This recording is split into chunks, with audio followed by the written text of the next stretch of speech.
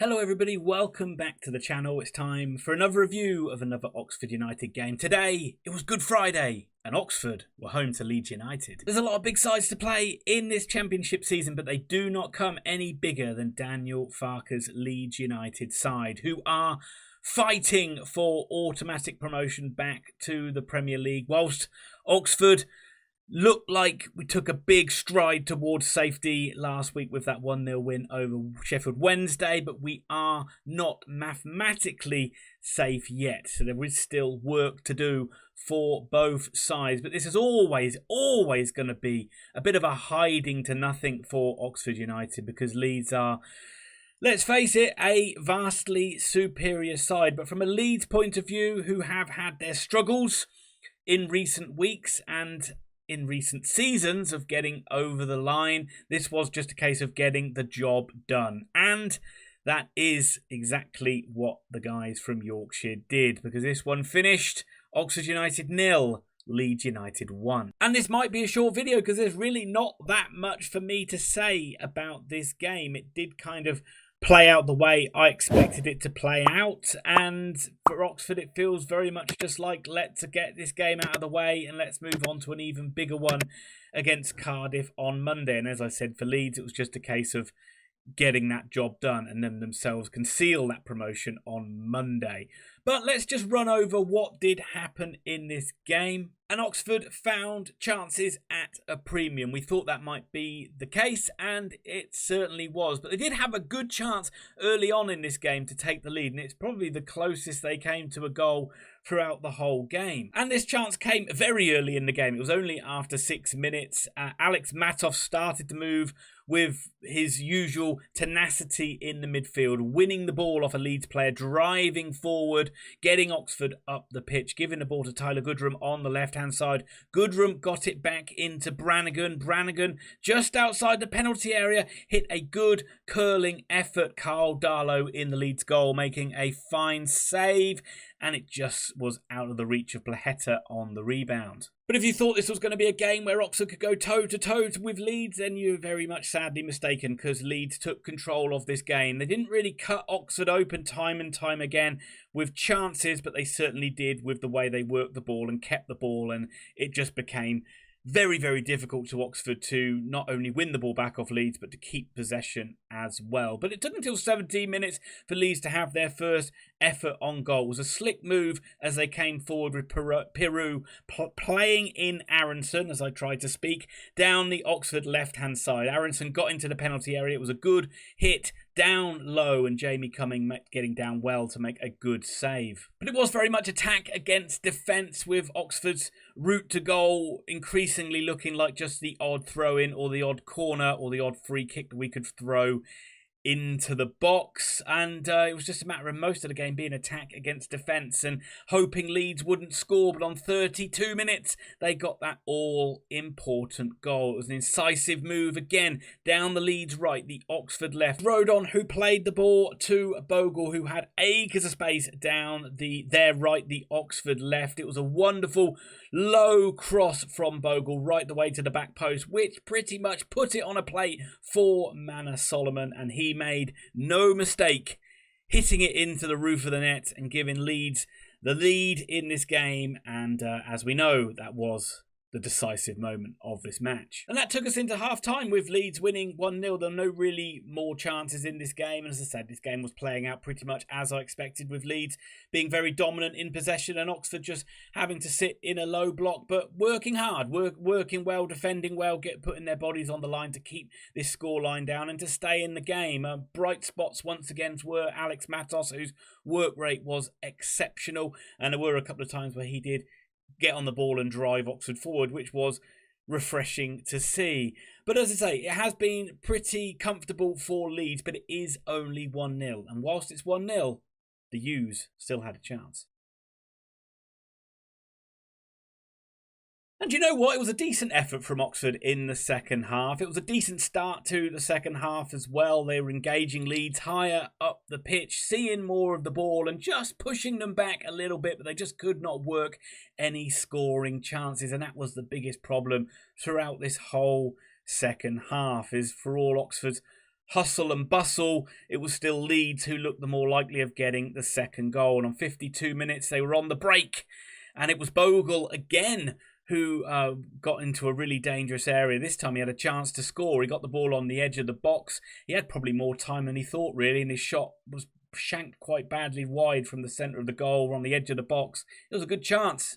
Probably would like that one back. Again, the game was just in this little pattern of Leeds being very comfortable on the ball, Oxford struggling to get the ball off them, Oxford having more of the ball but not really being able to do much with it, and when Leeds had it, they were able to just get round Oxford's press really comfortably and just pass the ball around really at will. And as I said, Leeds did look the more likely to score goals, but it wasn't as if they were reigning in chances at the Oxford goal. You're just still with Oxford keeping it at 1-0. You're just hoping that 1 point Leeds might back off and Oxford might get a little flurry of chances. It might have kind of happened towards the end of the game, but not really too much.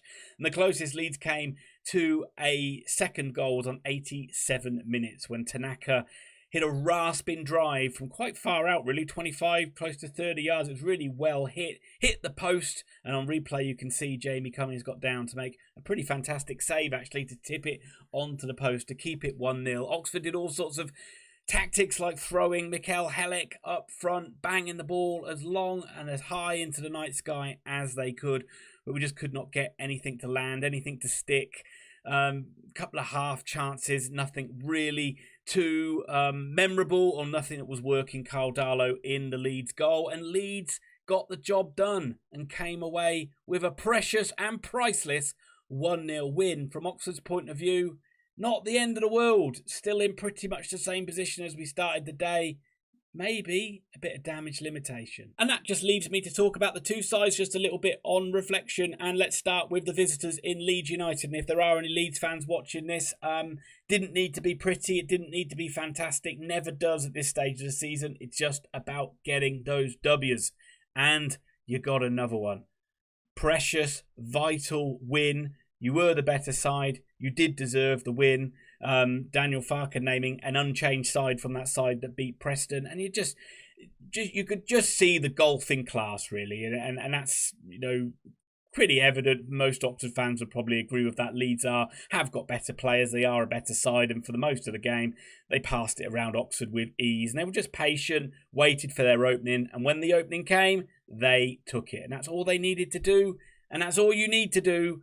And you kind of maybe only need one more win if Burnley do you a favour on Easter Monday. Usual suspects were all pretty good. Obviously, Bogle, excellent at fullback, created that goal. Manor Solomon looked a threat down the other wing. Leeds actually looked at their most dangerous when they were able to get down the flanks, really, and open Oxford up. Maybe some bit of Oxford sleeping a few times with the balls played in behind in that area, but just a general work rate of the Leeds players, and then not giving Oxford a sniff at the back with Ampadu and Rodon being rock solid. Tanaka, his work rate is exceptional in the midfield as well. And all in all, you didn't even really need Dan James. You can save him for Monday's game. And all in all, Leeds, you won't really remember this game come the end of the season, but it is another 3 points towards that promotion that you must be feeling as you sit top of the table with 3 games to go, that you're pretty much there. How are you feeling, Leeds fans? Are you nervous? You must be a little bit nervous. But you probably don't need me to say it. And you've probably beaten and played far better sides than Oxford United this season. But you are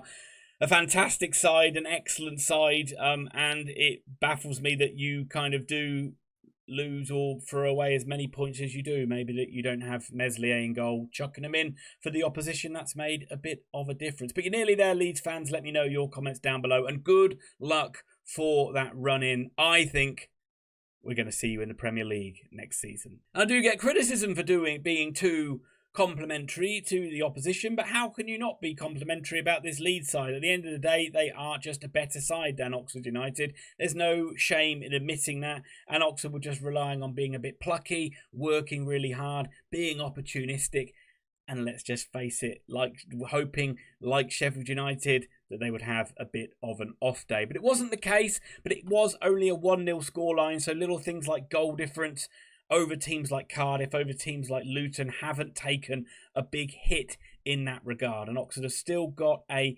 5-point cushion to Derby and Luton, 6-point cushion to Cardiff, and you feel Plymouth are too far back. But it's all going to be about this game on Monday. But Gary Rowett did make 2 changes for this game, and I'm surprised that he didn't go with Mills again. I thought Mills was really good against Sheffield Wednesday, so I'm surprised he didn't get the nod. Maybe it was just about refreshness, going back to Plaheta and Harris. Harris, once again, living off real scraps, not really getting anything. And Plaheta worked hard as a couple of times. He looked pretty lively, but Oxford just looked very, very toothless from an attacking point of view. I wonder if we will go back to Bradshaw, maybe at least Bradshaw, for the game against Cardiff, just because he just gives you a little bit more option if you hit the ball long. But Dembele, unavailable, might be out for the whole season now if he's done his hamstring. That's going to be a bit of a blow. So maybe we'll just see Kyler Goodrum keeping that shirt and playing on the left wing for every game.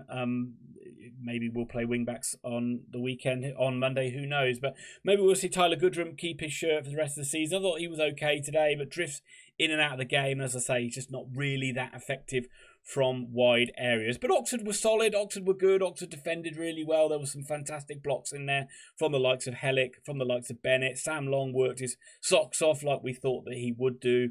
And Cumming making his customary couple of good saves. Not really too much to worry about. You knew this game was going to be a bit of a hiding to nothing against a really good side, and we didn't really lay a glove on them.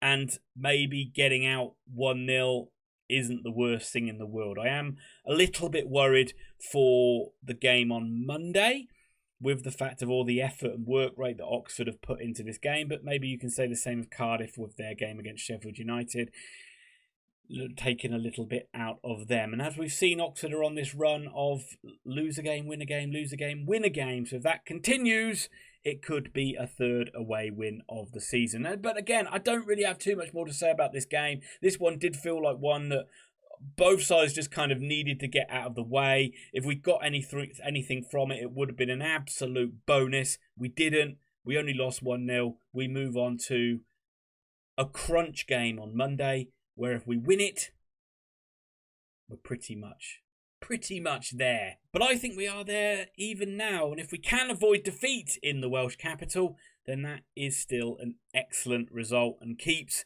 Cardiff away from us.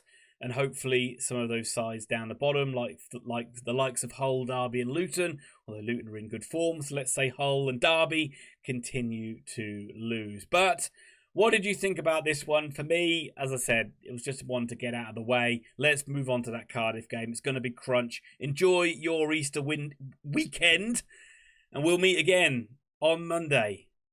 It's going to be a big one. Are you ready? Let's hope Oxford are. See you then.